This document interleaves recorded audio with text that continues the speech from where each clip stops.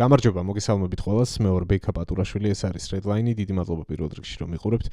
წინა ვიდეო 2 დღის წინ მიდევს, შესაბამისად ბოლო 48 საათის განმავლობაში რაც ხდებოდა რუსეთ-უკრაინის ომში ყველაზე აქტუალური და მნიშვნელოვანი, ამას შევაჯამებ ამ ეპიზოდში.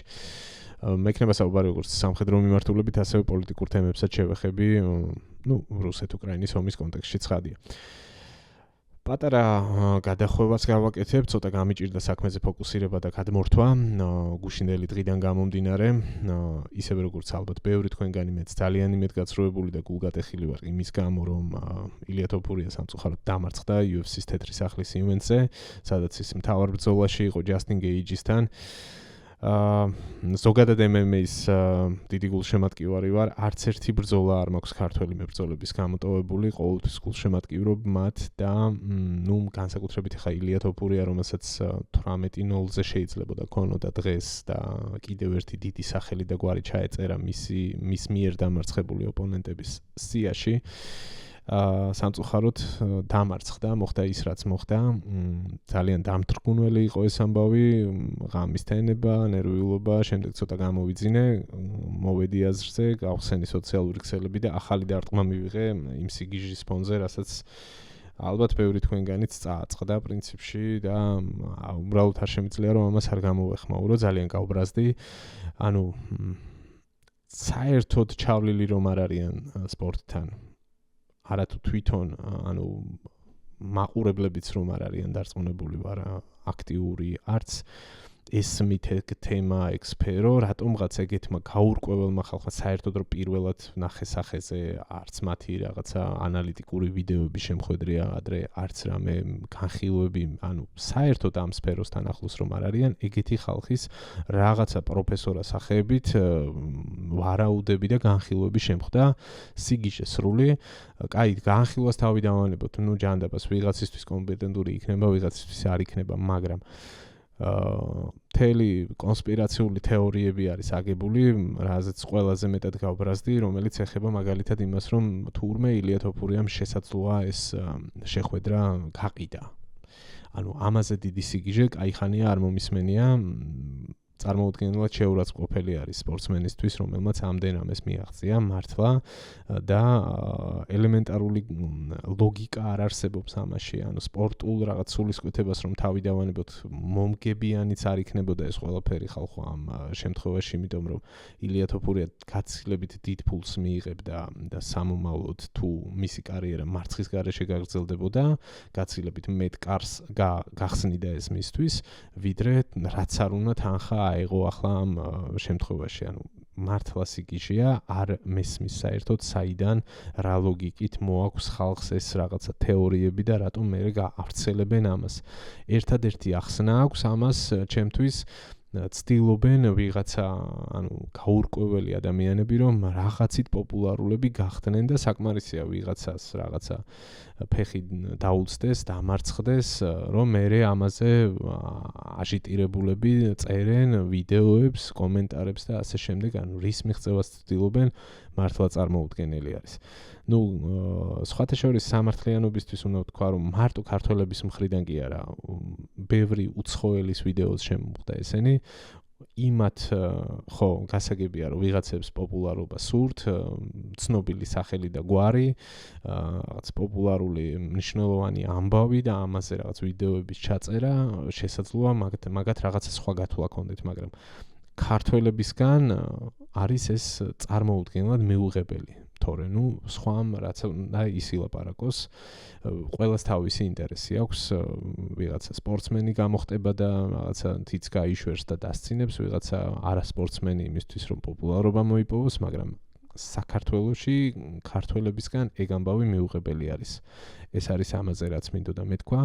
მოკლედ, წარმატებები ილია თოფურიას, მალე გამოჯამრთელება, მალე დაბრუნება, იმედია რომ ის მოახერხებს რეაბილიტაციას დროულად და უფრო დიდი შემართებით წავა წინ. გულწრფელი, ჩემი, ემოცია გაგიზიარეთ ამ ამბავზე. სხვათა შორის UFC-ში ყავს ორი ახალი მებრძოლი და მოდი ესე პოზიტიურ ნოტაზე დავასრულებ ამ ნაწილს. ოთარ თანზილოვი, ლევან ჩოხელი, რომლებსაც სულ რამდენიმე დღეში ექნებათ დებიუტი და წარმატებებს უსურვებ მათაც. კარგი, მივყვეთ ახლა ჩვენ საქმეს და დავიწყოთ კიევით. კიევით, რომელიც ძიმედ დაიბომბა მორიგჯერზე, კომბინირებული შეტევა, ფოტო რომელსაც ხედავთ კიევ-პეჩარის ლავრა და ერთმორწმუნე რუსების მორიგი ნამოქმედარი მეგობრებო, აი ესე გამოიყურება. მე-11 საუკუნის ტაძარი, რომელმაც უკრაინელები წერდნენ, რომ გაუძლო მსოფლიო ომებს და არ დაზიანებულა მანამდე მონღოლების შემოტევებს და 1000 უბედურებას, მაგრამ საბოლოოდ ასე რუსების ხელით ერთმორწმუნე ძმურ გაგებაში დაბომბილია შაჰიდის დრონებით.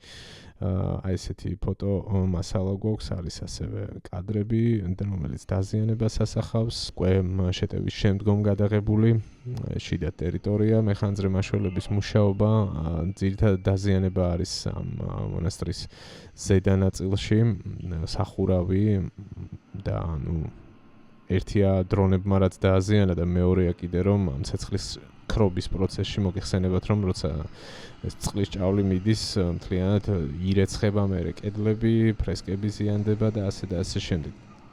რა უნდა ვთქვათ ამაზე, ეს კადრები ყველაფერს ამბობს თავად. ძალიან სამწუხარო ამბავი.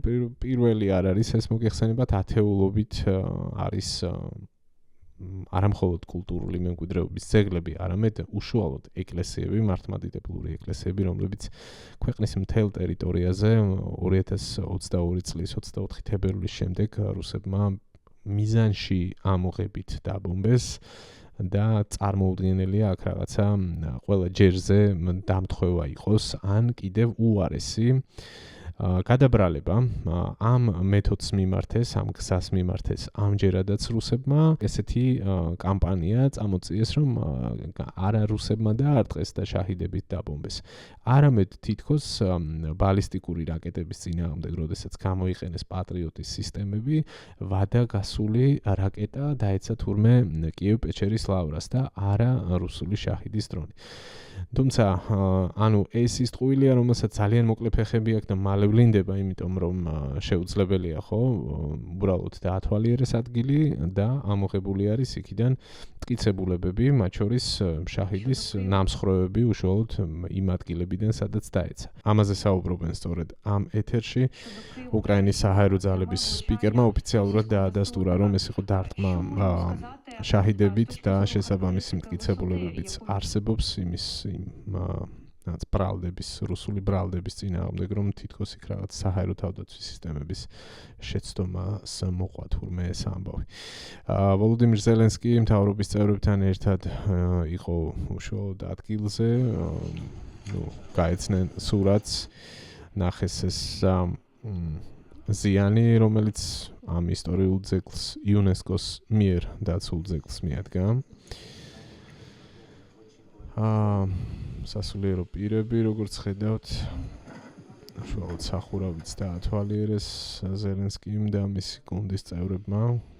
აქ პატარა კითხვა-პასუხის შესაძლებლობაც იყო, მედია ეკითხებოდა, რომ იქნება თუ არა პასუხი ამ ყველაფერზე და ზელენსკიმ ასეთი მოკლე კომენტარი გააკეთა, რომ ამ ყველაფერს ნახავთ ახალ ამბებში, როდესაც შესაბამისი რეაგირება მოყვება ამ ამბავს. ცხადია, გაავრცელა მან სოციალურ ქსელში მოგვიანებით ვრცელი პოსტიც, სადაც ისაუბრა როგორც კიევ-პეჩერის ლავრის შესახებ, ასევე სხვა დარტყმების ირგვლივაც, წარმოადგინა ოფიციალური ინფორმაცია და საპასუხო ზომებზეც გააკეთა აქცენტი ამ შემთხვევაში. აი ამ ტექსტში მოცემული არის მათ შორის სტატისტიკა, რომ 60 რაკეტა იყო გამოყენებული მხოლოდ კიევზე, მხოლოდ უკრაინის დედაქალაქზე, მთლიანობაში 70 რაკეტა, 611 დრონი, რომელიც მიმართული იყო უკრაინის სხვადასხვა ქალაქებისა და რეგიონების მიმართულებით. 4 ადამიანი არის დაღუპული ბოლო ინფორმაციით, 28 არის დაშავებული. მსხვერპლი არის ხარკოვის ოლქში, უფრო კონკრეტულად რომ ვთქვათ, სადაც ერთ-ერთ ადგილზე განხორციელდა განმეორებითი დარტყმა. პირველი დარტყმის შემდეგ მივიდნენ იქ მაშველები, მეხანძრეები და მათი იქ მუშაობის მომენტში მიიტანეს რუსებმა მეორე იერიში და დაღუპულებს შორის არიან სწორედ სამაშველო სამსახურის წარმომადგენლები. აქვე გვაქვს ჩვენ ზელენსკის მიერ გავრცელებული კადრები, დრონების მასალა, სადაც ეს სამონასტრო კომპლექსი ჩანს. და კიდევ სხვა ობიექტები, რომელიც დაიბომბა, ჩამონათვალში არის ძირითადად სამოქალაქო ობიექტები, რამდენიმე სტრატეგიული მნიშვნელობის ობიექტთან ერთად საცხოვრებელი სახლები, ერთ-ერთი მაგალითად კინოსტუდია იყო, რომელსაც შაჰიდები და რაკეტები მოხვდა. შესაბამისი კადრებიც გვაქვს აქ, მაღალსართულიანი საცხოვრებელი სახლები. ნახოთ ეს კადრი კიდევ ერთხელ. შემდეგ რა გვაქვს აქაც საცხოვრებელი კორპუსი, აქ ერთ-ერთი კომერციული ობიექტი, თუ არ ვცდები, აქ არის პოსტის ოფისი, რომელიც დაიბომბა და ასეთი სურათი გვაქვს საერთო ჯამში. საბოლოოდ ამ პოსტის დასკვნით ნაწილში ზელენსკი ხაზს უსვამს, რომ საჭირო არის მეტი ზეწოლის განხორციელება აგრესორზე, საერთაშორისო პარტნიორების მხრიდან და მეტი დახმარება, მეტი მხარდაჭერა უკრაინისთვის, განსაკუთრებით ბალისტიკის საწინააღმდეგო შესაძლებლობების მიწოდების თვალსაზრისით. აქვე ზელენსკის კიდევ ერთი კომენტარი, სწორედ კიევ-პეჩერის ლავრის სიახლოვის გაკეთებული, მან ჟურნალისტებს უთხრა, რომ მიღწეული არის შეთანხმება პატრიოტის სისტემის, სწორედ საჰაერო თავდაცვის სისტემა არის პატრიოტის სისტემა, რაკეტების ახალი პაკეტის მიღების შესახებ. ეს პოზიტიური ინფორმაცია გავრცელა ამ მხრივ, თუმცა ზელენსკი ხაზს უსვამს, რომ ის აპირებს მათ შორის სწორედ ამ დღეებში, როდესაც მაღალი დონის საერთაშორისო ფორუმებში მიიღებს ის მონაწილეობას, იგივე დიდი შვიდეულის ფორმატში იქნება მიწვეული ევროკავშირის სამიტი, ნატო სამიტი, რომელიც მოახლოებული არის. აი ამ ფორუმებს ზელენსკი გამოიყენებს იმისთვის, რომ დაარწმუნოს პარტნიორები მეტი ძალისხმევის საჭიროებაში. მოკლედ, რთული დღე უკრაინისთვის ცალსახად და რთული კვირა პრინციპში. აი ამ პოსტში არის ნაჩვენები ვიდეო კოლაჟი, სადაც ჩანს გასული ერთი კვირის განმავლობაში უკრაინის სხვადასხვა რეგიონებსა და ქალაქებზე განხორციელებული დარტყმების შედეგები, სამოქალაქო ობიექტები, რომლებიც დაზიანდა, ხალხი, რომელიც დაზიანდა, რომელიც ზოგ შემთხვევაში სამწუხაროდ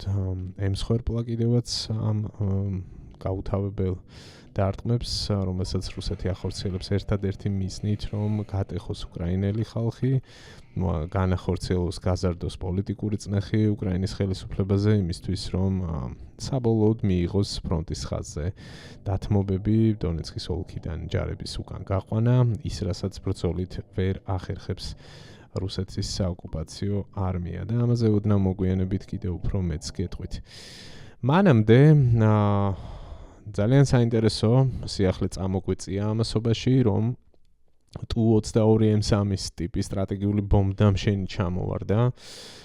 რამდენიმე საათის შემდეგ, სწორედ კიევზე განხორციელებული შეტევის შემდეგ, ირკუტსკის რეგიონში, აი ესე გამოიყურება ეს სტრატეგიული ბომბდამშენი რუსების, რომლებითაც ძალიან ბევრ ცუდ საქმეს აკეთებენ ისინი, სწორედ ამ საფრენი აპარატების მეშვეობით ხდება რაკეტების გაჩვევა მათ შორის, არა მხოლოდ მათი მეშვეობით, თუმცა დიდწილად სწორედ სტრატეგიულ ბომბდამშენებს იყენებენ ისინი უკრაინის მისამართით რაკეტების გასაშვებად. და რა თქმა უნდა, ეს არის Moscow Times-ის სტატია ამ ამბის შესახებ და გვაქვს ვიდეო დადასტურებაც. რამდენიმე კადრს გაჩვენებთ. პირველ რიგში ეს არის ცოტა შორი დისტანციიდან გადაღებული კადრი, სადაც ჩანს ვარდნის მომენტი, აი კარგად დააკვირდით, თავიდან გავუშვებ, აი აქ ჩანს ვარდნის მომენტი და უკვე რამდენიმე წამში აფეთქების ეფექტი იქნება. კიდენ ახლა ამოვა შავი კვამლი. კი ბატონო, აი აქ ხედავთ. ახლა გაჩვენებთ მე თქვენ უფრო მიახლოებულ ახლო ხედით კადრს, სადაც დაშვების მომენტი ჩანს ამ ბომბდამშენის. ესეთი იყო მოკლედ შორი ხედი, აი აქ გვაქვს ახლო კადრი, იგივე ვიდეოდან უბრალოდ მიახლოებული კადრი არის, სადაც ჩანს და აშკარად კარგად გარჩევადი არის ეს ბომბდამშენი და მისი ჩამოვარდნა. შემდეგ გვაქვს უფრო ახლოს კადრები და ადგილობრივი თვითმხილველი, რომელიც ამას იღებს და გარკვეულ სიახლეებსაც ყვება. Вот военный самолет со среднего. 4 капотультировались, насколько мы видели. Вроде должны остаться все живые. Самолет должен быть пустой.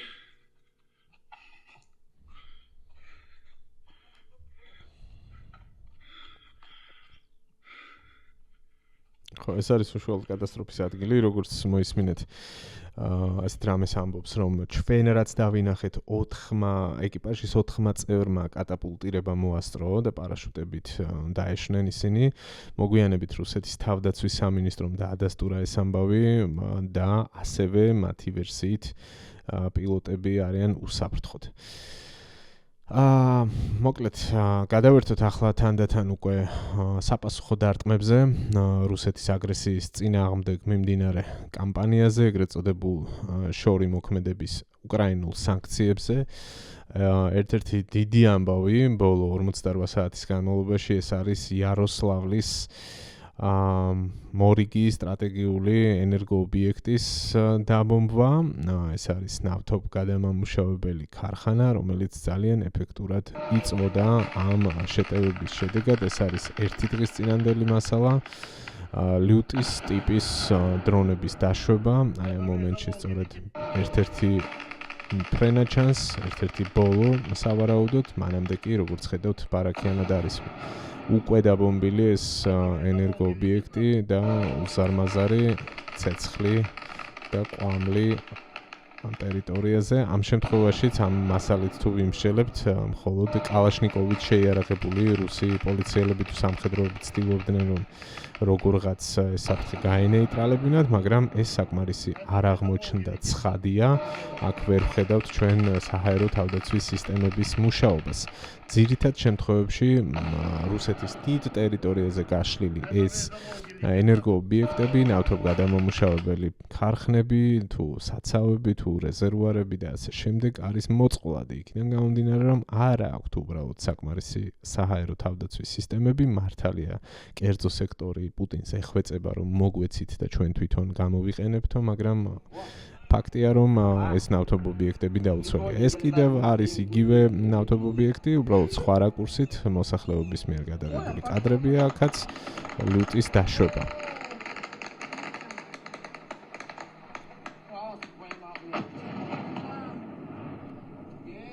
ესეთი ვულკანის მაგვარი ამოფრქვევა შემდეგ უკვე სოკოს ფორმის ცეცხლის და ყვამლის. ხო, ასეთი სურათი ძალიან მოხშირ და ცხადია მთლიანად რუსეთის ტერიტორიაზე, ასევე ოკუპირებულ უკრაინულ ტერიტორიებზეც.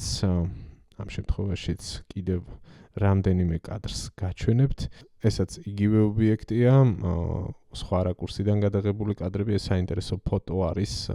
აქ თუ შეამჩნიეთ დრონი არის დაფიქსირებული, ვიდრე დაეშვება და შტამბეჭდავი კადრი გვაქვს. სხვათა შორის ეს ნავთობ ობიექტი ამ დრომდე იწვის და როგორც გავეცანი ინფორმაციას, იმხელა ხანძარი არის, რომ შესაძლოა კიდევ მომდევნო 1 ან 2 დღის განმავლობაში ვერ ჩააქრონ. მოკლედ პირდაპირი გაგებით ესეთი შავი დღე ჰქონდათ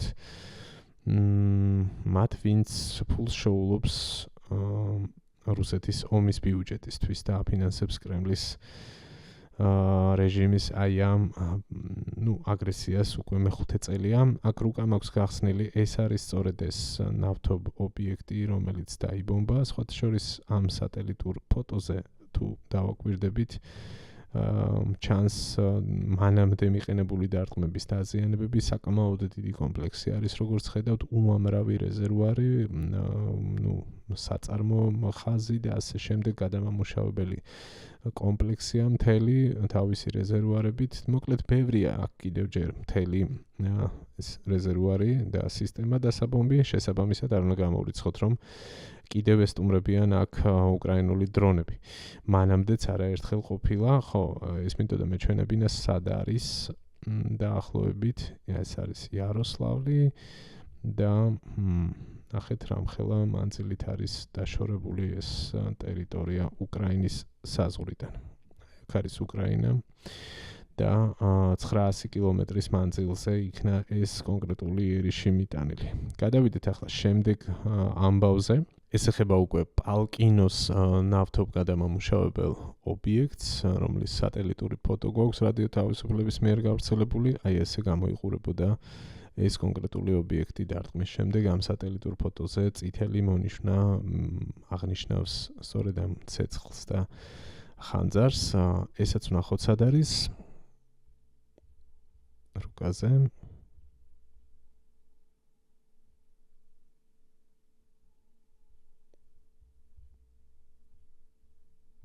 ნამეტანი ზუმი გამოვედი. აი აქ არის მოკლედ და აქ არის უკრაინა. რამდენიმე ასეული კილომეტრის დაშორებით. აღარ გვიკვირს პრინციპში უკრაინელების მხრიდან შორ დისტანციაზე ახალ რეკორდებს ხსნიან. არის პრეცედენტები, როდესაც მაგალითად 2000 კილომეტრი იფრინა დრონებმა და დაარტყეს შორეულ აღმოსავლეთში, ჩრდილო აღმოსავლეთში მაგალითად ნავთობ თუ სხვა ტიპის ობიექტებს. გადავიდეთ ახლა საშუალო დისტანციაზე უკრაინელების დარტყმების კამპანიაზე, რომელიც კვლავ მაღალ ტემპში მიმდინარეობს და გრძელდება. ამაზე უკვე ვსაუბრობთ მაისის შუა რიცხვებიდან. ლოჯისტიკის ლოკდაუნი, როგორც ვიცით, ასე ქვია ამ პროცესს, ასე უწოდეს უკრაინის თავდაცვის სამინისტროში, გრძელდება. განსაკუთრებული აქცენტი კვლავ არის სამხრეთის ფრონტის მომარაგებისთვის განკუთვნილ გზებზე, ოკუპირებულ ტერიტორიებზე გამავალ მნიშვნელოვან არტერიებზე, რომლითაც მარაგდება დნეპროპეტროვსკის, ზაპოროჟიეს მიმართულება, დონეცკის მიმართულება ფრონტის, ასევე მარაგდება ოკუპირებული ყირიმი და მორიგი ეფექტური კადრები ბოლო 24 საათის განმავლობაში განხორციელებული ერთ-ერთი დარტყმის ამსახველი, როგორც ხედავთ აქ მოძრაობაში არის საწვავმზიდი. გავთიშოთ ეს მუსიკა. ძალიან ეფექტური კადრია, მოკლედ ესეთი. ნახეთ სავსე საწვავმზიდი, რომელიც გზადაგზა ღვრის ნავთობს და თანდათან კარგავს კონტროლს, ამ ვიდეოს აღარ გავაგრძელებ, მე უკვე ჩანს დიდი ალბათობით მძღოლი, რომელიც ესე ცეცხლმოკიდებული გარბის გზაზე და ამ ვიდეოს დაგვიბლოკავს YouTube-ი, ამიტომ მოდი არ გვინდა. საწვავმზიდების და სამხედრო სატვირთო ავტომობილების დაბომბვის გარდა გზებზე, უკრაინელები ასევე აქტიურად ურტყამენ საგზაო ინფრასტრუქტურას, განსაკუთრებით ხიდებს ამ შემთხვევაში. ჩემ წინა ვიდეოში მაგალითად ვსაუბრობდი, რომ ყირიმთან დამაკავშირებელი ხიდები პრაქტიკულად ყველა არის დაზიანებული ან განადგურებული ქერჩის ხიდის გარდა. ამ შემთხვევაში კიდევ ერთი ასეთი ობიექტი წამოგვეწია სიახლე. ეს არის მოკლედ ნოვოაზოვსკის ტერიტორია და აქ არსებული ხიდი. აი აქ რუკაზე გვაქვს ეს ყველაფერი მონიშნული. მისი ლოკაცია ეს არის მელიტოპოლის გზაზე, მარიუპოლთან ახლოს. და აქ ჩვენ ვკითხულობთ, რომ სატვირთოების მძღოლებს ოფიციალურად აეკრძალათ ამ გზაზე გადაადგილება, ამ ხიდზე გადაადგილება, ალბათ დაზიანებიდან გამომდინარე და მათ მოუწევთ სხვა ალტერნატიული გზების მოძებნა, რაც თანდათან უფრო პრობლემური ხდება. როგორც ეთყობა, მთავარი გამტარი ხიდების შემდეგ უკვე რაღაც მეორე ხარისხოვანი გზების დაბომბვაც დაიწყეს უკრაინელებმა ამ საშუალო დისტანციაზე მოქმედი დრონებით, მათ შორის ამერიკული ჰორნეტები არის ძირითადად გამოყენებული ამ დარტყმების დროს. ესაც ძალიან საინტერესო და ახალი ამბავი არის, ბოლო საათების განმავლობაში გავრცელდა და ძალიან მაგარი ოპერაცია პრინციპში. ახლა მოგიყვებით აქ რა ხდება.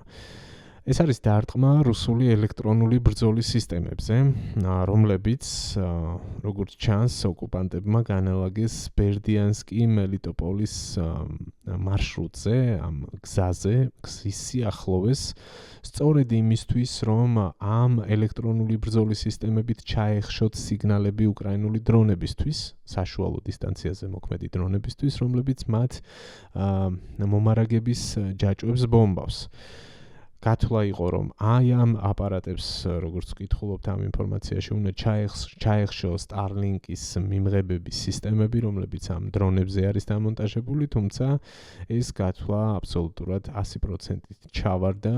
აი ხედავთ აქ ეს მისაბმელები არის, ესეთი სისტემები, გადაადგილებადი სისტემები, რომლებიც განლაგებული იყო ამ ადგილას და რამდენიმე ერთეულია 2, 4, 6 მინიმუმ, რასაც ვხედავ. და აი დრონის დაშვების მომენტი, ერთი დრონი არ დაშვებულა ამ შემთხვევაში, სხვა მიფრენებიც იყო და ეს სისტემები, რომელიც საკმაოდ ძვირად ღირებული სისტემები არის და ამაზე ამყარებდნენ რუსები იმედებს, როგორც ჩანს, არის განადგურებული. შესაბამისად, ეს ზონა კვლავ დაუცველი რჩება რუსების ლოჯისტიკისთვის. ეს ყველაფერი, ბოლო პერიოდში ამას ძალიან ხშირად უსვამთ ხაზს, რომ არ მოქმედებს მხოლოდ ფრონტის ხაზზე, ეს ყველაფერი აისახება ასევე სამოქალაქო სექტორზე და ლოჯისტიკაზე დარტყმების კვალ და კვალ, ასევე შორი მოქმედების დრონებით რუსულ ნავთობ ობიექტებზე დარტყმების კვალ და კვალ თანდათან უფრო მწვავდება საწვავის კრიზისი, როგორც ოკუპირებულ ყირიმში თუ სხვა ოკუპირებულ რეგიონებში, ასევე რუსეთის ქალაქებში, მათ შორის მოსკოვის ოლქშიც კი და თავად დედაქალაქ მოსკოვში. აი ეს გახლავთ ერთ-ერთი ბოლო ვიდეო მასალა, რომელიც შემოვხვდა. ხშირად გაჩვენებთ ხოლმე რუსებს, რომლებიც წუწუნებენ შექმნილი სიტუაციიდან გამომდინარე, ეს ძალიან საჭირო წუწუნი გახლავთ და ამ შემთხვევაშიც რამდენიმე ვიდეო მასალა შემოვინახე თქვენთვის. აი ასეთი კილომეტრიანი რიგები არის მოსკოვში ბენზინგასამართ სადგურებთან. აქ არის მითითებული კონკრეტული გზის ნომერი და რიცხვი M11-1406. ანუ ერთი დღის წინ გადაღებული კადრები გახლავთ და აკვირდით რამდენი მანქანა ელოდება საკუთარ რიგს. აი ამ ბენზინგასამართ სადგურთან, თუ არ ვცდები, ლუკოილის სადგური არის და საბოლოოდ შესაძლოა რამდენიმე საათი რიგში გაატარონ, მაგრამ საწვავი არ შეხვდეთ. ან იმიტომ, რომ ახარ დარჩა, ან იმიტომ, რომ მაგალითად ინტერნეტი არ აქვთ და შესაბამისად ვერ გაატარონ ბარად. ერთ-ერთი აგეთი ისტორიაც მოვისმინე, თუ არ ვცდები ამ ვიდეოში უნდა იყოს ან სხვაგან. აბა ნახოთ. ესაც მოსკოვია. Это какой-то ужас. Вы просто посмотрите, что творится в Москве. Километровая пробка на заправку, мы тут уже минут 40 стоим. Ну, естественно, Мерседес после покраски самый красивый в потоке. Ужас, я думал, до нас эта беда не дойдет. კი, აბა, ეგრე ეგონათ სუსტად რომ არ მოუწევდათ ამ მდგომარეობაში აღმოჩენა, მაგრამ მოუწიეთ. აი, აქ არის, ხო, აი ეს ჯიგარი გვიყვება, ყირიმია ამ შემთხვევაში, იმის შესახებ, რომ მარტო საწვავის არარსებობაში არ არის პრობლემა. Станцию, заправляюсь 95-м бензином, и оказалось, 95-го бензина в городе нет вообще. Значит, поездил я большое количество заправочных станций, объездил, но ничего не нашел. И на выезде одна заправка далеко, видать, от города, мало ездил заправляться, но там был 95-й бензин. В чем парадокс? Отстоял большую очередь, где-то, наверное, минут 40 простоял, прихожу на кассу оплачивать, чпоньк, а она говорит, а у нас интернета нету, карта не работает. Значит, интернета нету, бензина нету. Что у нас дальше по плану, кто знает? ესე იგი დინამიკაში ვაკვირდები განწყობები როგორ იცვლება. თავიდან ძალიან ხუმრობდნენ და ბევრი დღემდე ხუმრობს ამ ამბებზე. ზოგი ამბობდა, რომ არა უშავს მანქანით ვერ მიმოძრავებთ, ახლა წავალთ ლუდებს გავხსნით, არყებს გავხსნით, დავლებთ, გავერთობით. მერე თანდათან ეს განწყობები იცვლება. აი ხა ეს ხო თან თითქოს ცდილობს, რომ ცინიკურად მოყვეს ამბავი და თითქოს რაღაც ირონია შემოაქვს მის რეალობაში, მაგრამ ამ დროს თან ეტყობა, რომ ძალიან გამწარებულია. პრინციპში გამწარებული იქნება, ბრა იქნება კაცი ყვება ვიარე იქ, აქ, არ კონდათ ერთგან, არ კონდათ მეორეგან, ბოლოს სადღაც რაღაცა ბენზინის მივაგენი და როცა რიგში დგომის მერე მივახციე სალაროსთან, მითხრეს, რომ ვაი, კარტას ვერ გაგიტარებთ, იმიტომ რომ ინტერნეტი არ გვაქვს. მოკლედ, ხო, შემდეგ ბოლოს უკვე კი ნახეთ, როგორი გულდაწყვეტილი და განსვიფრებული არის ამ ამბით. მთავარია ეს ყველაფერი თანდათან უფრო მასობრივი გახდეს და უფრო დიდ რაღაცა უკმაყოფილებაში გადაიზარდოს. სხვათა შორის, ხო, სამწუხაროდ ეგ ლინკი ახლა არ მაქვს, მაგრამ ამ მომენტში გამახსენდა სწორედ პოსტი ედო ზელენსკის 2 დღის წინ, სადაც ხელში ეჭირა პუტინის რეიტინგის ამსახველი მონაცემები, რომელიც, როგორც ჩანს, ხელში ჩაუვარდა. ეს იყო რაღაც შიდა კვლევები აქ. ჩვენთანაც ხო ამბობენ ხოლმე, ჩვენო შიდა კვლევებს ვატარებთ, აი, ეგეთ შიდა კვლევებს რუსეთშიც ხო ატარებენ და იქ, როგორც ჩანს, ამოვარდა მნიშვნელოვანი დაცემა, სადღაც 20 რაღაცა პროცენტამდე იყო დაცემული, 40%-ს ქვევით იყო პუტინის მიმართნდობის მაჩვენებელი და მიგთელი ეს იყო რა ქვია შედარება იყო გასულ თვეებთან მიმართებით და როდესაც 50-ზე მეტი იყო რამდენიმე თვის წინ, აღარ მახსოვს ზუსტად, არ მინდა რომ შეცდომაში შევიდე და შეგიყვანოთ, მოკლედ ახლა 40 ქვევით არის მოკლედ პუტინის მიმართნდობის მაჩვენებელი. ეს დროში ემთხვევა სწორედ მაისის პერიოდში დაწყებულ აი ამ ახალ კრიზისს, რაც განპირობებული არის შორი მოქმედებების დარტყმებთან ერთად, საშუალო დისტანციაზე დარტყმებით, ყირიმის კრიზისით და მთელი აი ამ ტალღით, ახალი ტალღით, რომელიც ძალიან ურტყავს სოციალურ ფონს რუსეთში, ძალიან ურტყავს ეკონომიკურ ფონს და ეს ყველაფერი უკვე პუტინის მიმართ განწყობებზე აისახება. სწორედ ამის გათვალისწინებით არსებობს ასეთი ინფორმაციები დადის, როგორც იტყვიან, რომ რუსეთში, მათ შორის პოლიტიკურ წრეებში ძალიან იზრდება უკმაყოფილება, პუტინის გარემოცვის ნაწილი, ერთ-ერთი უცხოური გამოცემის სტატია იყო, ახარ მახსოვს რომელი იყო ზუსტად, გუშინ ვკითხულობდი, ნაწილი მოკლედ პოლიტიკური წრის, ასე ვთქვათ, პუტინს აიძულებს, რომ რაც შეიძლება, უпростоრად აიძულებს ცოტა ზედმეტი ნათქვამია, წნეხავს პუტინს, რომ რაც შეიძლება მალე დაასრულოს ეს ომი, თუმცა როგორც ჩანს ჯერჯერობით ეს საკმარის ნიშნულამდე არ მისულა.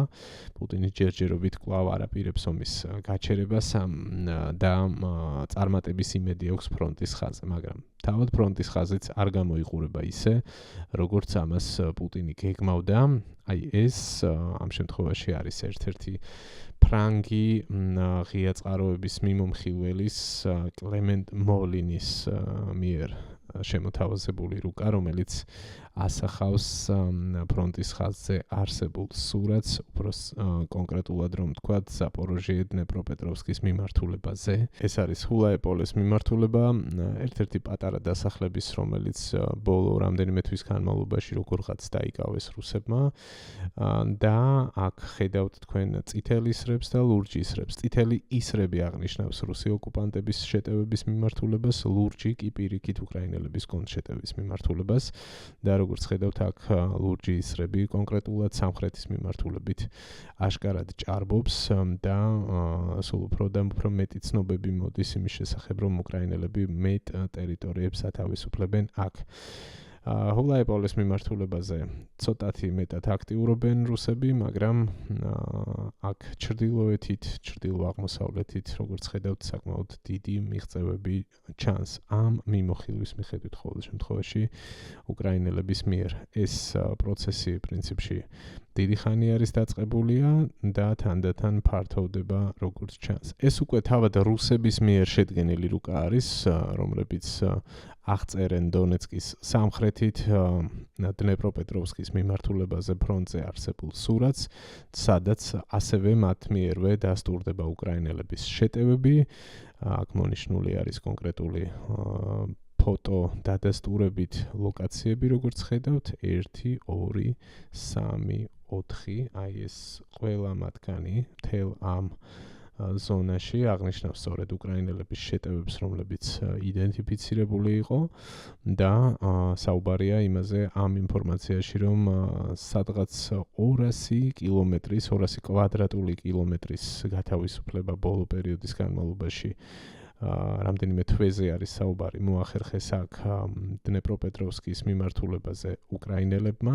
ამ მიმართულებაზე ინიციატივა ახლაც უკრაინელების ხელში არის და თანდათან უფრო სუსტდება რუსების პოზიციები. ეს ყველაფერი კი ხდება სწორედ ეგრეთ წოდებული მიდსტრაიკების კვალდაკვალ საშუალო დისტანციებზე დარტყმების შედეგად, ლოჯისტიკის პრობლემების შედეგად, რომელიც თანდათან მწვავდება, თუ ფრონტის ხაზზე რუსების პოზიციებზე ვერ ხდება დროულად საწვავის მიწოდება, თუ ვერ ხდება საბრძოლო მასალების მიწოდება და ლოჯისტიკა იფიტება, ამ შემთხვევაში მათ თანდათან უფრო და უფრო გაუჭირდებათ პოზიციების შენარჩუნება, აღარაფერს ვამბობ მათი შეტევითი პოტენციალის განვითარებაზე. აქაც გვაქვს რუკები, ერთ-ერთი კონკრეტული მიმართულება, ესაც არის ჰულაეპოლეს მიმართულება, აი აქ რამდენიმე სხვადასხვა მასშტაბის რუკა არის, ეს არის ახლო ხედი, აქ ხედავთ ერთ-ერთ ესეთ ქარსაცავ ზოლს და აქ გამავალ გზას და ამ გზის პარალელურად დაფიქსირებულ დარტყმებს და აფეთქებებს. ცოტა ხანში ამის დამადასტურებელ ვიდეო და ფოტო მასალასაც გაჩვენებთ. უფრო დიდ მასშტაბში რუკაზე ესე გამოიყურება. პირდაპირ ჰულაეპოლედან აღმოსავლეთით რუსების მიერ კონტროლირებად წითელ ზონაში მდებარეობს ეს საგზაო მონაკვეთი, რომელიც ინტენსიურად იბომბება უკრაინული დრონების მეშვეობით. ეს ახლო ხედი ვნახეთ, ახლა კი ვნახავთ კონკრეტულად ვიდეო მასალას. აქ არის ერთ-ერთი რუსული დანაყოფის მუშაობა, ნაჩვენები, რომლებიც ცდილობენ, რომ პოზიციებამდე მიიტანონ ტვირთი, ან პატარა კვადროციკლებით და მისაბმელებით და გზა გადაღებული კადრებია, სადაც განადგურებული რუსული ტექნიკა ჩანს. ესე გადავახტები ამ ამბავს, აი აქ, აქედან უკვე იწყება. ნახეთ? გზა ძალიან ბევრ ამას შევამჩნევთ ამ მუსიკას გამორთავ. აი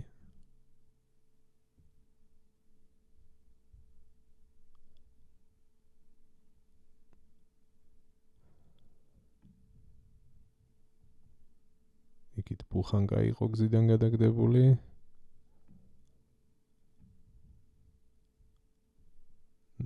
ესე მიდის რამდენიმე წუთის განმავლობაში 2 წუთიანი ვიდეოა დაახლოებით და ყველგან ვიდრე მიაღწევს დანიშნულების პუნქტიდან ხდება განადგურებული ტექნიკა.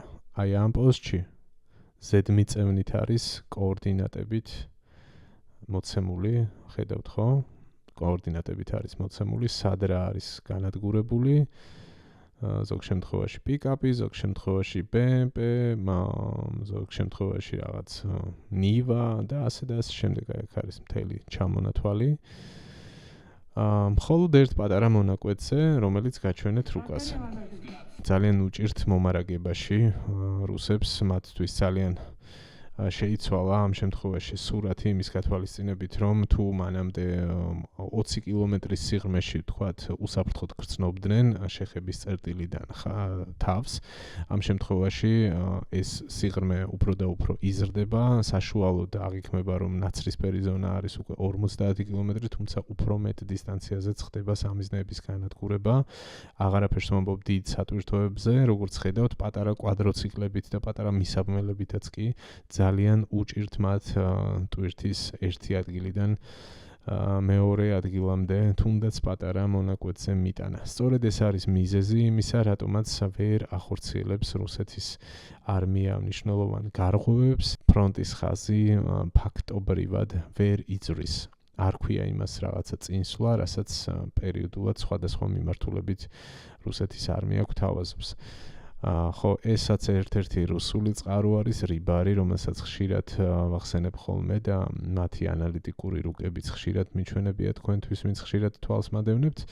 ეს არის სწორედ დნეპროპეტროვსკის მიმართულება და აქ თავად რუსები აჩვენებენ უკრაინელების შეტევებს, აი ამ ლურჯ ისრებს, რომლებიც თანდათან უფრო აფართოვებენ ამ ოპერაციებს, პატარ-პატარა კონტრშეტევებს, როგორც ხედავთ და უფრო მეტი ტერიტორია ექცევა ეგრეთ წოდებულ ნაცრისფერ ზონაში, მათ შორის თავად რუსი მიმომხილველების მიერ შედგენილ აი ამ რუკებზეც ეს ყველაფერი ნაჩვენები არის. ამიტომ ვერავინ ვერ იტყვის, რომ ეს რაღაც ცალმხრივი ინფორმაციაა, რომელსაც მაგალითად უკრაინული წყაროები გვთავაზობენ. თავად რუსებიც ადასტურებენ, რომ დნეპროპეტროვსკის მიმართულებაზე მათ რეალურად პრობლემები აქვთ და ეს რუკაც სწორედ ამის დასტური არის. თუ ეს პროცესი ასე გაგრძელდება და დიდი ალბათობით გაგრძელდება, რაც უფრო გაუჭირდებათ ლოჯისტიკაში, უფრო და უფრო მეტად თვალსაჩინო გახდება აქ უკრაინელების ინიციატივა. ეს არის მაიაკოვსკ ანალიტიქსის რუკა.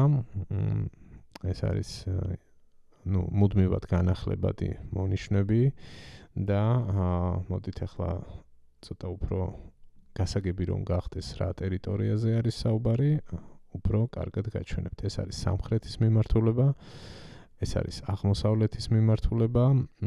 მე ახლა წინა ვიდეოებთან ერთად და იმ პატარა რუკებთან ერთად, რომელიც გაჩვენეთ, საუბრობდი დაახლოებით აი ამ ზონაზე. აქ არის ჰულაეპოლე, აი ამ სიღრმეში იყო ის განადგურებული ტექნიკა და კვადროციკლებით გადაადგილება დაახლოებით აი ამ ზონაში ხდებოდა რუსების მხრიდან. როგორც ხედავთ, ეს არის წითელი ზონა და მათ მიერ კონტროლირებადი ტერიტორია. აი აქ არის ძირითადი ზონა უკრაინელების კონტრშეტევის, ეს ლურჯი მონიშნები, აი ეს ლურჯი მონიშნები სწორედ მათ მიერ გათავისუფლებულ ტერიტორიებს ასახავს და ეს ნაცრისფერი ზონა, სადაც არის, აქ არის მათი კონტრშეტევების მიმართულებები ბევრგან. აი მთელ ამ ზონაში არაერთი მიმართულება აქვთ უკრაინელებს კონტრშეტევის. წავიდეთ ახლა იქ, სადაც შედარებით უფრო უპირატესობა არის რუსების მხარეს. ეს ერთადერთი მიმართულება პრინციპში, ერთადერთი მთელ ფრონტის ხაზზე არის დონეცკის ოლქი და ქალაქი, პატარა ქალაქი კოსტანტინივკა. უშუალოდ დასახლებულ ზონაში თანდათან უფრო მატულობს რუსების ინფილტრაციის მასშტაბი, ისინი ახერხებენ პატარა ჯგუფებით შეჟონვას, უკვე შემდეგ დასახლებულ ზონაში უფრო მარტივი არის მათთვის იპოვონ თავშესაფარი, გამაგრდნენ იქ და დაელოდონ უკვე შემდეგ მითითებებს ან ახალი ძალის შემომატებას. მოკლედ, აი ეს დროშები სწორედ ამას აჩვენებს. ყველა მონიშნა ეს პროექტი მაიაკოვსკ ანალიტიქსი ძალიან მომწონს, იმიტომ რომ უბრალოდ რუკები კი არ არის, სადაც წითელი ზონები და ნაცრისფერი ზონები ჩანს, არამედ კონკრეტულად ფოტო, ვიდეო მასალით დადასტურებული ლოკაცია განსაზღვრული მონიშნები არის ნაჩვენები. სად დაარტყეს უკრაინელებმა, ეს ლურჯი მონიშნები მაგალითად უკრაინული დრონების მიფრენებია, სად არის რუსების დროშები აღმართული, სად ვთქვათ ფიქსირდება რუსების დანებება, ეს მონიშნა მაგალითად მაგას აღნიშნავს, რომ უკრაინელებმა ტყვედ ჩაიგდეს აქ რუსი სამხედროები, ყველა შესაბამისი მონიშნა არის დასაბუთებული ნებისმიერ მათგანზე რომ გადავიდეთ. ესე გვხვდება შესაბამისი ლინკი და აქ უკვე კონკრეტული კოორდინატებით, ესე მონიშნით, შესაბამისი ფოტო დადასტურებით, აი აქ რაღაც კონკრეტული შენობა გვაქვს მონიშნული, რუკაზეც აღნიშნული არის ლოკაცია და დატანილია ინფორმაცია, რომ აი ამ წერტილში კონკრეტულად აი ამ შენობაზე რუსმა სამხედროებმა აღმართეს მათი დანაყოფის ან ეროვნული დროშა. ესე მუშაობს მოკლედ ეს საიტი და ძალიან მომწონს ასეთ შემთხვევაში უკვე აღარ რჩება სპეკულაციების სივრცე და ყველაფერი ძალიან გასაგები ხდება. ნებისმიერი რამის გადამოწმება ფოტო, ვიდეო მასალით და რუკით არის შესაძლებელი. რომ დაუბრუნდე ახლა კონსტანტინივკაში არსებულ, საერთო მდგომარეობას, როგორც ხედავთ აქ საკმაოდ კრიტიკული სიტუაცია არის უკრაინელებისთვის, ფლანგებიდან უტევენ რუსები, გარშემო სულ ნაცრისფერი ზონა არის, ნაწილობრივ უკვე წითელ ზონადაც არის მონიშნული, გარკვეული გარეუბნები. ცენტრალურ ნაწილს ჯერჯერობით ისევ აკონტროლებენ უკრაინელები და მათი ამოცანა არის, რომ ალბათ მაქსიმალურად დიდი ხნის განმავლობაში შეაკავონ აქ მოწინააღმდეგე და რაღაცნაირად არ მისცენ სწრაფად ამ ქალაქის დაკავების შესაძლებლობა. საერთო ჯამში გასაგებია პრინციპში აქ სურათი საითაც მიდის. დიდი ალბათობით თუ ეს ტემპი და რეალობა შენარჩუნდა, რუსები მოახერხებენ კონსტანტინივკას დაკავებას 1 თვეში ან მაქსიმუმ 2 თვეში, ასეთი პროგნოზები კეთდება.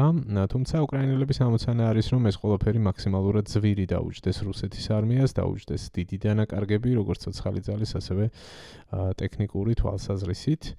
საბოლოო ჯამში, ეს არ იქნება, რა თქმა უნდა, სახარბიელო ამბავი და ცხადია ნებისმიერი დასახლებული პუნქტის დაკარგვა პრობლემა არის უკრაინისთვის და ამას რაღაც პოზიტიურ ამბად არავინ არ ფუთავს, უბრალოდ საპირისპირო მხარეს რომ შევხედოთ, რუსეთისთვის რაც არ უნდა დიდად შეფუთონ ეს ამბავი, რომ რაღაც განსაკუთრებულ მიღწევასთან აქვთ საქმე, პატარა კონსტანტინივკას მათ კონტროლის ქვეშ გადასვლა დონეცკის ოლქში, იმ ფონზე რომ ამ ქალაქის გარშემო ბრძოლები უკვე რამდენიმე თვეა მიმდინარეობს, ჯერ კიდევ 2025 წლის ბოლოს დაიწყო პრინციპში, პოკროვსკი ჯერ არ იყო დაკარგული, რომ კონსტანტინივკას გარშემო უკვე იყო, მათ შორის საავიაციო ბომბების ჩამოყრა მიდიოდა ინტენსიურად და მიმდინარეობდა საბრძოლო აქტიური მოქმედებები, ანუ 2025 წლის ბოლოდან იწყება ეს პროცესი და ახლა უკვე ივნისია, ხო? ანუ მთელი ნახევარი წლის განმავლობაში, ან ჯერ კიდევ საკითხავია მოახერხებენ თუ არა საბოლოოდ, კონსტანტინივკას აიღებენ და მერე რა? რუსეთის ამოცანა რა არის? პუტინის დავალება რა არის? რომ მათ მთლიანი დონეცკი უნდა აიღონ, ხო? მათი სიტყვებით რომ თქვათ, გაათავისუფლონ და ეს ძალიან რთული ამოცანა არის ჯერ კიდევ.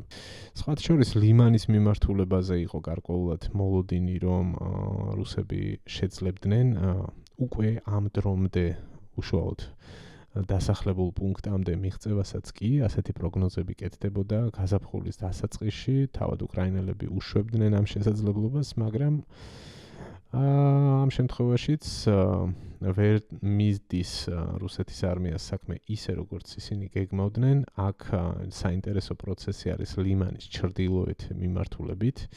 აი აქ ლურჯ მონიშნებს ხედავთ თქვენ, ამ მიმართულებით წამოვიდა მოკლედ უკრაინელების კონტრშეტევა, ეს ნაცრისფერი ზონა, სადაც არის აქ. ამაზე არის საუბარი, ნოვე ასეთი დასახლებული პუნქტი, საითაც დაიწყო უკრაინელების კონტრშეტევა ბოლო პერიოდის განმავლობაში. როგორც ჩანს, უკრაინელების ამოცანა არის, რომ ეს მომარაგების ძირითადი ხაზი აქ გადაჭრან და შესაბამისად ლიმანის ჩრდილოეთით აი ეს შეტევის მიმართულება მთლიანად მოწყვიტონ, განტვირთონ, ასე ვთქვათ და მაგ შემთხვევაში თუ ესე მოხდა საბოლოოდ და ტენდენცია ამისკენ მიანიშნებს, ლიმანზე მნიშვნელოვნად მოიხსნება პრინციპში წნეხი თუ ჩრდილოეთიდან შეტევა შესუსტდება ან შეჩერდება, ფაქტობრივად გაცილებით უსაფრთხო გახდება ეს დასახლებული პუნქტი უკრაინელებისთვის და შემცირდება წნეხი, რომ რაღაცა სამი მხრიდან მოექცეს შეტევაში, სამხრეთიდან, ჩრდილოეთიდან და აღმოსავლეთიდან, როგორც ხედავთ, აი აქეთ მიდის სწორედ ეს სურათი მიდიოდა ყოველ შემთხვევაში. ნახოთ, აქაც როგორ განვითარდება მოვლენები. მთლიანობაში, დასკვნები თავად გამოიტანეთ, ამით დავასრულებ ამ ნაწილს და რუკის მიმოხილვას. ეს ნახეთ. წავედით ბოლოს უკვე პოლიტიკურ ამბებზე და მალევე დავასრულებ, ესე იგი ძალიან საინტერესო ინტერვიუ წამოგვიწია ალექსანდრ ლუკაშენკო, ბელარუსის პრეზიდენტი.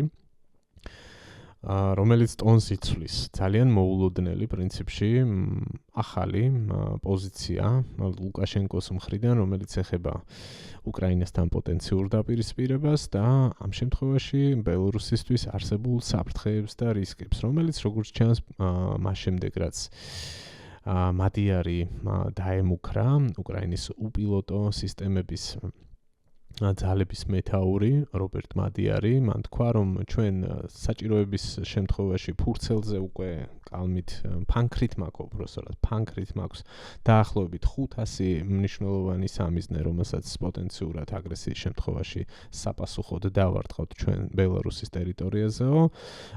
ლუკაშენკოს ეს განცხადება როგორც ჩანს არ გამორჩენია და ამ შემთხვევაში ხაზგასმით ამბობს, რომ ბელარუსს და მის გუნდს არავითარ შემთხვევაში გეგმებში არ აქვს უკრაინაზე რაიმე დარტყმის განხორციელება და მეტიც ლუკაშენკო ზელენსკის უხდის ბოდიშს. ეს ყველაფერი მოყვა თავად ლუკაშენკოს წინა განცხადებებს, სადაც ის ამბობდა, რომ ის მზად არის, რომ გაილაშქროს უკრაინის წინააღმდეგ თუ რაღაცა იქიდან საფრთხეს დაინახავს. ნუ ძალიან ესეთი ომახიანი განცხადებები ქონდა მაშინ პუტინთან ესე იგი სინქრონში, თუმცა ახლა როგორც ჩანს მან პოზიციები შეიცვალა. Мовисминут თავად რა ამბობს Лукашенко. Первое, мы это понимаем, поэтому не хотим воевать. Беларусь очень уязвима в военном отношении, если Украина начнет атаковать Беларусь так же, как она атакует Россию. Потому что Беларусь у украинских военных как на ладони. Мы это прекрасно понимаем, что наши основные объекты жизнеобеспечения, производственные и логистические, окажутся под ударом. Ну, как они заявили, у них уже 500 таких целей на территории Беларуси намечено. მოკლედ იმ ფონზე, რასაც რუსეთში ხედავს, შორი მოქმედების დრონების დარტყმები, საშუალო დარტყმები, დაფიქრდა და პრინციპში მართალი თქვა რასერჩი 100%-იანია, ჩვენ არ განვიხილავთ კონფლიქტში შესვლას, იმიტომ რომ თუ ასე მოხდება, მათთვის ჩვენი ობიექტები მარტივად ხელის გულზე ჩანს და მარტივი სამიზნეები გახდება და ჩვენ ეს არ გვინდა რომ მოხდეს, არ გვინდა ომი და მსგავსი განვითარებაო, მოკლედ ლუკაშენკო ამბობს და აი აქ უკვე ის მონაკვეთია, სადაც ბოდიში მოუხადა ზელენსკის. Я вынужден был ответить. Если Владимир Александрович обиделся, я извиняюсь перед ним за эти слова. Может, мне и не надо было, учитывая то, что он все-таки воюет, может, мне и не надо было так резко говорить об этом. Но, с другой стороны, он должен понимать, что у нас часто говорят, как поют, так и отпевают. Поэтому надо быть аккуратнее и осторожней.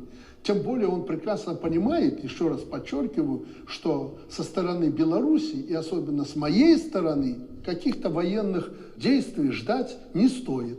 С первых дней войны я ему предлагал, как договориться, как заключить мир. უცნაური არა, პრინციპში თან უცნაურია და თან არც ისე გასაკვირი ლუკაშენკოს ამგვარი ტრანსფორმაცია.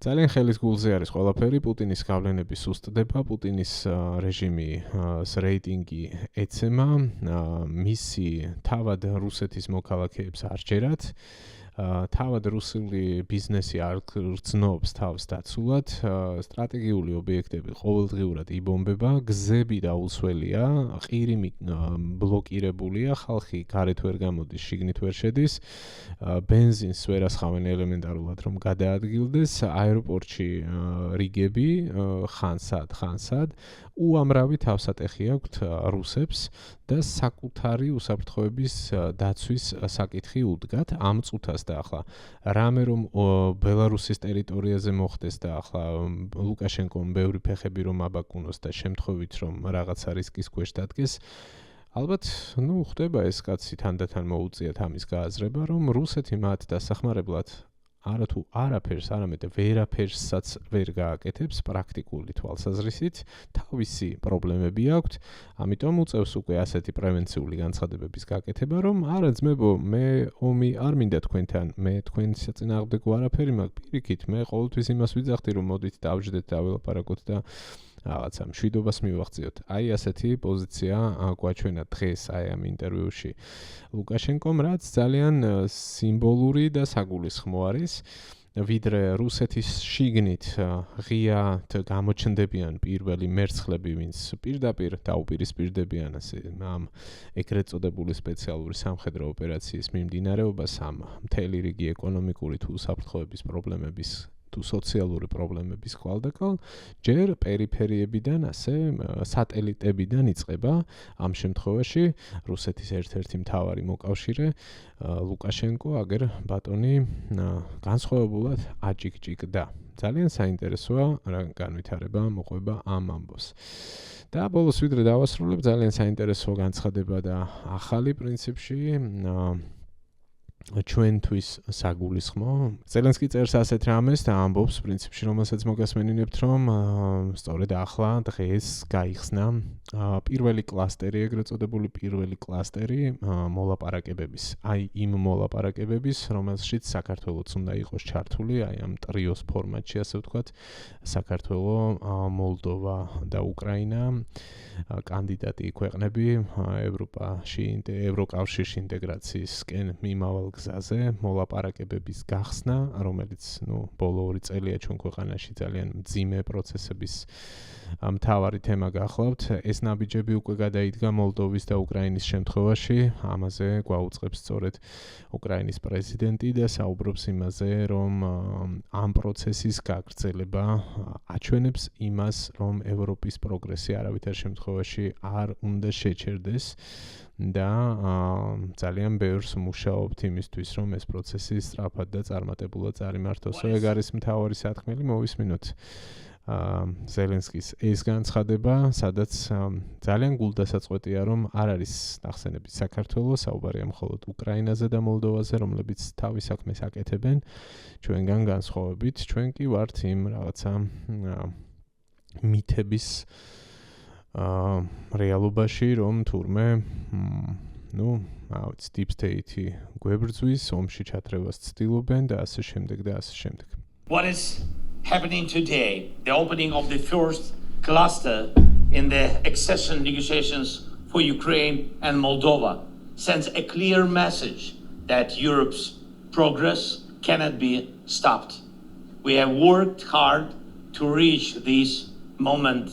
Over the past years, Ukraine and Moldova have taken important steps together. And it's especially symbolic that I'm speaking to you from Chisinau today on my way to France for the G7 summit. Our neighborhood with Moldova is strong and we support each other. And we are moving toward the EU together and we will get there together. ჩვენ მივდივართ ევროპისკენ, ევროკავშირისკენ, ჩვენი მეზობლობა და ჩვენი ურთიერთობები ძლიერდება და ჩვენ მივაღწევთ ამ მიზანს ერთად. აი ესეთ რამეს ამბობს ზელენსკი და სამწუხაროა კიდევ ერთხელ გავიმეორებ, რომ აქ ნახსენებია მხოლოდ მოლდოვა და უკრაინა და არ არის საქართველო და წესით უნდა ყოფილიყო საქართველო ცხადია ნახსენები. ევროკავშირი აყალიბებს უსაფრთხოების ახალ სისტემას, მათ შორის უკრაინის აქტიური ჩართულობით. ეს არის ორმხრივად მომგებიანი პროცესი. ამ ყველაფრის ნაწილი უნდა იყოს საქართველო. ჩვენ შემთხვევაშიც, რომ არ იყოს განსხვავებული პოლიტიკური მოცემულობა, ისევე როგორც მოლდოვის და უკრაინის შემთხვევაში უკვე გაიხსნა ეს მოლაპარაკებების პირველი კლასტერი, ჩვენც ანალოგიურ პოზიციაში უნდა ვიყოთ ახლა. ამისთვის ყველაფერი გქონდა. ამ ტრიოში ერთ-ერთი გამოკვეთილი ლიდერი სწორედ ჩვენ ვიყავით, მაგრამ ეს პროცესი მოგიხსენებათ, რომ დაპაუზებულია ამ დროისთვის. დანარჩენი დასკვნები თქვენ თვითონ გამოიტანეთ. ამაზე ისედაც ძალიან ბევრს საუბრობს. გამორჩეულს და ორიგინალურს ვერაფერს ვერ ვიტყვი, ვისაც გაგება უნდა, რაც ხდება, ყველაფერი ძალიან მარტივად ხელის გულზე არის. მე თანდათან უფრო შორს ვარ იმ აზრისგან, რომ ვინმე საქართველოში ვერ ხვდება სად ვართ, სად მივდივართ, სად უნდა მივდიოდეთ და ვისი და რა გავლენებით ხდება ეს ყველაფერი. ამის არ მჯერა ნუ თუ არ ჩავთვლით რაღაც მცირე კატეგორიას, ვისაც მართლა ინფორმაცია არ აქვს და უბრალოდ ძალიან მოწყვლადი არის ამ მანიპულაციების მიღმა მიმართ, მგონია რომ არის საკმაოდ დიდი რაოდენობა ხალხის, ვინც საკმარის ინფორმაციასაც ფლობს, მაგრამ მაინც ეგ პოზა უჭირავს, რომ არა ყველაფერი რიგზეა და ყველაფერი ისე არის, როგორც უნდა იყოს. მაგ ხალხს უბრალოდ აწყობს და მაგიტომ ლაპარაკობენ ეგრე. ანუ არ მჯერა რომ ეგენი მაგას ვერ ხვდებიან, ახლა ჩვენ სად ვართ და სად უნდა ვიყოთ. და არ მჯერა რომ იმდენს ვერ ხვდებიან, მაგალითად რომ აი ახლა მოლდოვას და უკრაინას რომ მოლაპარაკებების პირველი კლასტერი გაუხსნეს, ჩვენც იქ უნდა ვიყოთ. და იქ რომ ყოფილიყავით, ამის გამო არაფერი არ დაშავდებოდა თუ არა პირიქით. მათ ეს ეცმით, მაგრამ შეგნებულად დგანან ამ პოზიციაზე. აი რატომ დგანან მაგ პოზიციაზე? ეგ კიდე ძალიან მნიშვნელოვანი ამბავი არის. მე მგონია რომ აწყობთ და ამიტომ დგანან ამ პოზიციაზე, ამით რაღაცა სარგებელს იღებენ, ან რაღაც სარგებელს ელოდებიან. ეს არის და ეს. მოკლევადიანი რაღაცა ინტერესები ამოძრავებს ამ ხალხს, ვინც ახლა დაჟინებით გვარწმუნებს, რომ თურმე აი ახლა ჩვენ რომ უკრაინის და მოლდოვის გვერდით ყოფილიყავით ამ პროცესში და ინტეგრაციის გზაზე დავწინაურებულიყავით, ამით ჩვენი ქვეყანა დაიღუპებოდა და ამით მეორე ფრონტი გაიხსნებოდა აქ. არ ვიცი. აქ ბატონო მოლდოვის მაგალითი არსებობს, აქეთ სომხეთის მაგალითი სულ ახალი. ყველაფერი არის ძალიან მარტივად ხელის გულზე. და რა ვიცი, აბა, აი ამ კონტექსტში მოდი ლუკაშენკოს დღევანდელი ეს ფრაგმენტებიც კიდევ ერთხელ გადავიაზროთ. იქნება და რა ვიცი, რაღაცას მივხვდეთ, რომ ყველა გადახტა უკვე პუტინის ნავიდან, ან ცდილობს რომ გადახტეს. და ჩვენ ჩავხტით პირიქით, ან ცდილობთ რომ ჩავხტეთ. და სადღაც ჩავრჩეთ. ფაქტია რომ ჩავრჩით უკვე ნაწილობრივ და რაღაც პროცესებს ჩამოვრჩით და ამას პოზიტიურს ნამდვილად ვერაფერს ვერ მოუძებნით. მე ყოველ შემთხვევაში ვერ პოულობ ამაში პოზიტივს. თქვენი აზრები გამოთქვით კომენტარებში. კარგი, დიდი მადლობა დაგემშვიდობებით ამით. ეს იყო ბოლო თემა, რომელზეც მინდოდა რომ მესაუბრა. დღევანდელი ვიდეოსთვის მე მგონი საკმარისად შევეხე ბევრ ამბავს. დიდი მადლობა ყურადღებისთვის, მოკლედ. თუ ამ დრომდე მიყურებდით და ვიდეო ჯერ არ დაგილაიქებიათ, დაალაიქეთ. ძალიან მარტივია და მნიშვნელოვანია ეგ ამბავი. გამოიწერეთ არხი თუ არ ხართ არხის გამომწერები და თუ გსურთ ჩემი ფინანსურად მხარდაჭერა და ამ პროექტის გაგრძელებაში წვლილის შეტანა, ამისთვის ჩაერთეთ დონაციაში თუ სურვილი და შესაძლებლობა გაქვთ. შესაბამისი მონაცემები არის ვიდეოს აღწერაში. თქვენი თანადგომა, თქვენი გაძლიერება ძალიან მნიშვნელოვანია. მოცემულია ანგარიშის ნომერი, PayPal-ის ლინკი და ასევე Patreon-ის ლინკი, სადაც შეგიძლიათ გადახვიდეთ და აერჩიოთ 5, 10 ან $15 ვარიანტი თქვენთვის სასურველი, რომელიც გენებოთ იმისთვის, რომ ყოველთვიურად გახდეთ ჩემი სპონსორები და ეგ პატარა ვიღაცისთვის შესაძლოა რაღაც უბრალოდ ყავის ფულია, მაგრამ ამ შემთხვევაში ჩემი პროექტისთვის მნიშვნელოვანი მხარდაჭერა იქნება. დიდი მადლობა, ვინც ხართ უკვე ჩართული დონაციაში, ანუ ოდესმე თუნდაც ერთი ლარი ჩარიცხეთ ამ პროექტის მხარდასაჭერად, თქვენ ძალიან მნიშვნელოვან мотивაციას და ენერგიას ნამდვილად მაძლევთ. დაელოდეთ შემდეგ ვიდეოს, ნახვამდის, იმედია მალე დაგიბრუნდებით.